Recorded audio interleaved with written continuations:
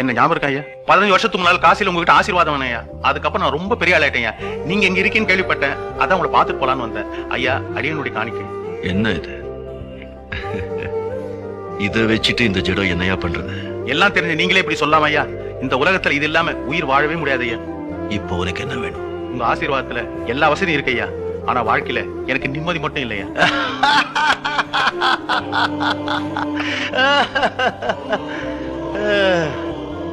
இதை வச்சுட்டு உலகத்துல எது வேணும்னாலும் வாங்கலாம் சொன்னீங்க. நிம்மதியை வாங்கிக்கலாமே ஐயா. எல்லார் பணத்தையும் நீயே வச்சுக்கிட்டா நிம்மதி எப்படியா வரும்? உனக்கு எவ்வளவு வேணுமோ அவ்வளவு அளவா வச்சுக்கிட்டு மிச்சம் இல்லாதவங்களுக்கு கொடுத்துட்டே இருந்தா நிம்மதி தானா வரும். பணத்தை சேர்த்துட்டே இருப்பாள், அவன் நிம்மதியே இருக்காது. புண்ணியத்தை சேர்த்துட்டே இருப்பாள், அவனுக்கு தான் நிம்மதி. ஆமா, வரும்போது ஒண்ணு கொண்டு வரல, போகும்போது ஒண்ணு கொண்டு போக போறது இல்ல. நடுவில் என்னையா எந்த எந்த எந்த